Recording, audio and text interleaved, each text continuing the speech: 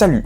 Dans cette vidéo, je vais t'expliquer pourquoi est-ce que être perfectionniste peut te mener à l'échec. Mais avant tout, allons courir. Samedi 5 octobre 2024, il fait 5 degrés. Comme je l'ai dit hier, vous voyez qu'il fait jour, donc je me suis levé un peu plus tard. Je me suis accordé 1 heure de plus de sommeil. Je vais le faire tous les samedis et dimanches de ce mois du challenge. Et donc voilà, donc il fait 5 degrés, compteur à 0. Et je suis parti comme d'habitude. Ça commence à devenir une habitude maintenant, au bout du 5e jour. J'adore ça, c'est bien. Allez.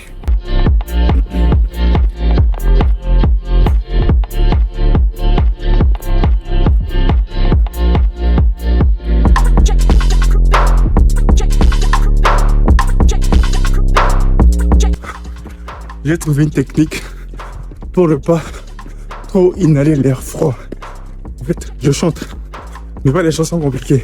Je fais juste Jojo, Jojo, Jojo, Jojo, Jojo, Jojo, Jojo, Jojo, Jojo, Jojo, Jojo. C'est amusant. Jojo, Jojo. Ça y est les amis. Objectif du jour 5 atteint. Objectif sportif bien sûr. Parce que là, j'ai une bonne journée tranquille. On est samedi aujourd'hui, une bonne journée qui m'attend. Donc là j'ai remarqué que, ça fait entre 4 et 5 ans que je cours vraiment régulièrement. Sauf quand je suis malade bien sûr. Donc je peux passer un mois sans courir. Mais en général je cours toujours. Ne serait-ce qu'une fois par semaine.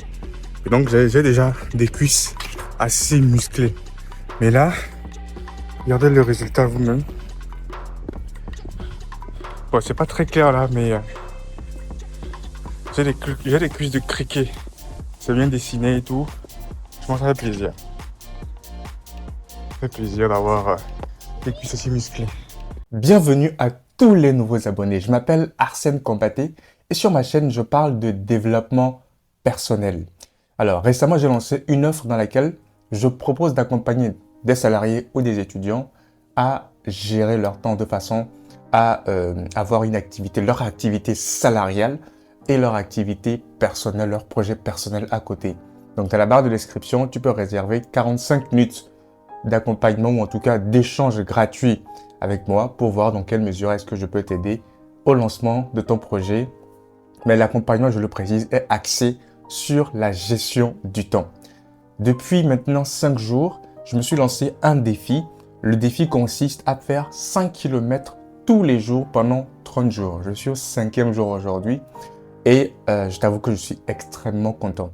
Je ferai une vidéo à la fin pour reprendre les points positifs de ce challenge, de ce défi, afin de partager et si ça peut motiver certains, tant mieux. D'ailleurs, j'ai déjà eu un commentaire en ce sens, quelqu'un qui a vu mon défi et qui s'est dit qu'il va faire la même chose à partir de la semaine prochaine.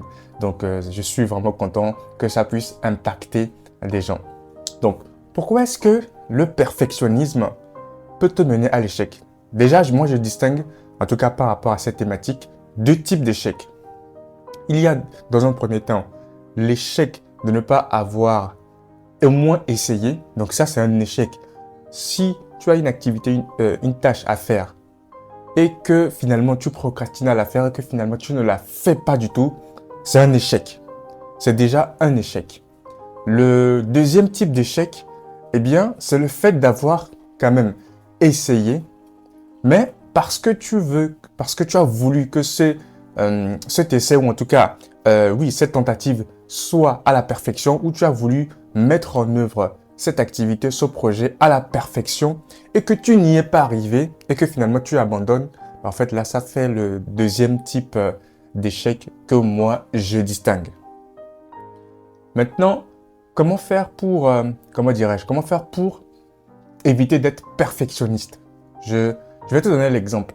Un exemple, c'est une histoire que j'ai vécue au tout début de ma chaîne, au lancement de ma chaîne.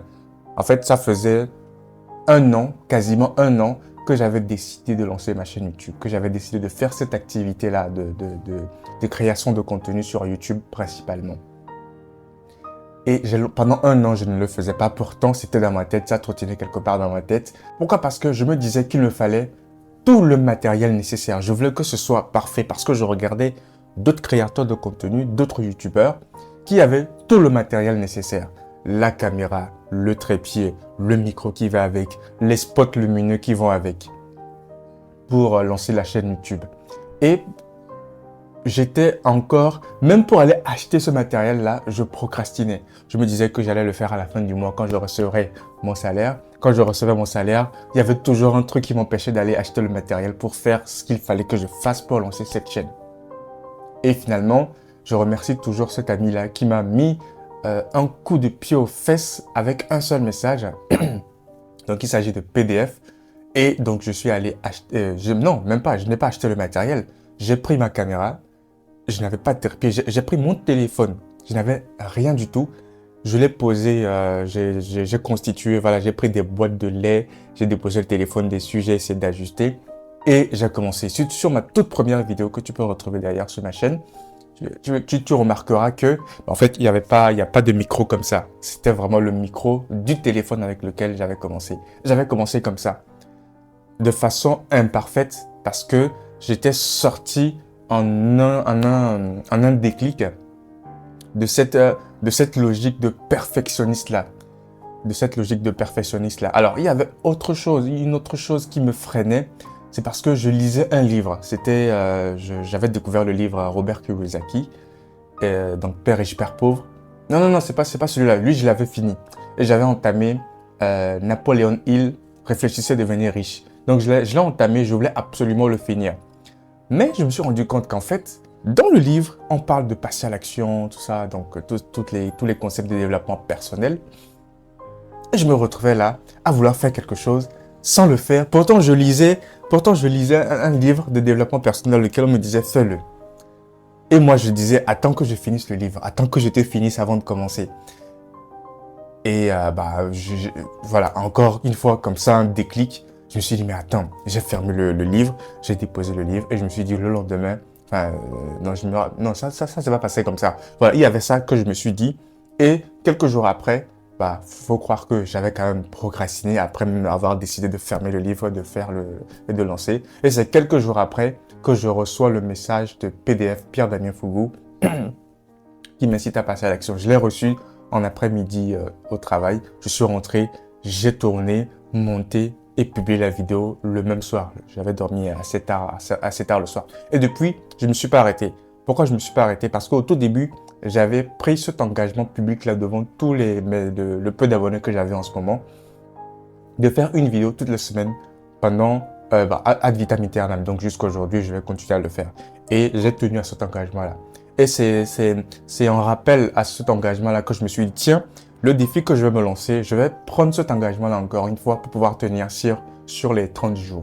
Parce que honnêtement, je crois que je l'ai dit hier dans l'autre vidéo, je ne serais pas allé, je ne pense pas que je pourrais aller jusqu'à 30 jours si je n'avais pas cet engagement-là vis-à-vis de vous, mes abonnés. Donc, je vous remercie énormément. Vous êtes le moteur, en fait, de mon défi. Le moteur de mon défi. Malgré ma volonté, ma motivation, alors motivation c'est relatif parce que j'ai pas tout le temps la motivation, malgré la certaine discipline que j'ai, vous êtes vraiment, je pense que sans vous, je ne serais pas allé loin, je ne pourrais pas aller loin, j'aurais fait peut-être quelques jours mais pas aller aussi loin. Alors on est qu'au 5e jour bien sûr, mais bon voilà. Maintenant, dernière chose très rapidement que j'ai envie de partager avec vous, c'est le fait de se fixer des objectifs. Je pense que j'en parle très souvent, mais c'est vraiment très important. C'est aussi une chose que j'ai appliquée qui m'a permis de vraiment faire les choses. Que j'ai appliqué qui m'a vraiment permis de faire les choses. Je vais juste vous montrer encore une fois mon exemple. Donc, le but, c'est de partager mon expérience. Voilà, donc de raconter entre guillemets mon histoire. Donc, je vais juste vous montrer l'exemple. Alors, je prends la caméra. Donc, sur ce tableau, voilà, c'est mon plan d'action. Alors là, il est marqué plan d'action week-end.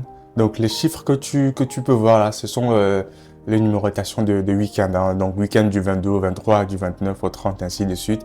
Et HI correspond à une activité. Là, voilà, donc en fait, en gros, je ne vais pas te faire le détail, mais en tout cas, je matérialise tout ce que je dois faire. Exercice à oratoire, j'avais suivi un atelier d'art oratoire et il fallait que je fasse des exercices. Donc, pour moi, il était important de le matérialiser par écrit comme ça sur mon tableau d'objectifs afin de pouvoir le faire. Pareil, le lancement de mon offre, je l'avais matérialisé. Voilà, j'avais tourné des podcasts. Bon, ça ne s'est pas passé comme prévu, mais en tout cas, c'était matérialisé, matériel. Même pour faire la cuisine, je le mets. 3 heures de visio. Donc ça, c'était pour un jour en particulier. Et là, pareil, tout ce qui est coché, c'est fait en fait. Tout ce qui est coché, c'est fait en fait. Vidéo publique, oratoire. Donc là, ça, c'est le plan d'action d'une autre semaine. Lundi, mardi, mercredi, il fallait que je fasse TV. TV, c'est quoi? Je sais plus. TV, plus montage. TV, je sais plus c'était quoi, mais en tout cas, je crois que ça fait un bon moment que je l'ai. Et pareil ici. Pareil ici, ce sont des objectifs. Donc quand c'est coché, ça veut dire que c'est bon. Et là, pareil. Donc, en fait, mon défi de 5 km, c'est ça, 5 km par jour pendant 30 jours, eh bien, c'était matérialisé. Bon, j'ai coché, ce n'est pas encore fini, mais je suis dans le flux de l'action, donc je l'avais quand même coché. Donc ça, c'est un projet sur lequel je vais bientôt travailler, donc j'ai pas encore coché. Et lancement offre, ça c'est coché parce que c'est déjà fait. Et à côté, j'ai mon planning, enfin j'ai un calendrier qui me permet de bien faire les choses. Ça c'est mes journées de congé. Et pendant ces journées de congé là, j'en profite pour travailler sur quelque chose en particulier. Donc voilà un petit peu ce que je voulais vous partager dans cette vidéo. Donc on est samedi aujourd'hui. Je suis rentré là, je suis allé courir. Et maintenant, je vais passer aujourd'hui. Alors, c'est quoi le programme aujourd'hui? En général, les samedis matin, je lis. Je lis un livre enfin un livre. C'est pas qu'il est particulier, c'est juste que je lis un livre qui va m'apporter des compétences et des connaissances. Donc c'est pas, c'est comme un cours, c'est comme une leçon, c'est comme une formation, mais c'est un livre. Et après ça, en général, les week-ends, je ne mange pas à midi. Je mange plutôt dans l'après-midi. Mais comme hier, je l'ai dit, j'ai décidé de manger maintenant au moins 2 fois par jour, puisque je ne mange qu'une fois par jour en général, à cause de ce challenge-là, à cause de ce défi-là, pour ne pas tomber malade. Voilà, j'ai pas envie de devenir anorexique. Ensuite, qu'est-ce que je dois faire? Donc, dans l'après-midi, je vais faire du montage. Je vais faire du montage vidéo. J'avais tourné plein de vidéos que je dois monter. J'en ai monté, on va dire, la moitié. En fait, il y a 2 types de vidéos. Bref, je vous passe les détails. Je dois faire du montage. Et peut-être le soir, je ne vais rien faire. Le soir, je vais peut-être aller sortir, aller voir un ami. Voilà, quelque chose comme ça. Mais en tout cas, le soir, ça sera plutôt light. Ok. Bah écoutez, j'espère que de votre côté, vous passez une très bonne journée, un bon samedi. Alors, donc, cette vidéo va apparaître demain dimanche. Donc, j'espère que vous passez un bon dimanche. Et on se dit à très bientôt. Donc, à très bientôt. À demain donc pour la suite du défi. Allez, ciao.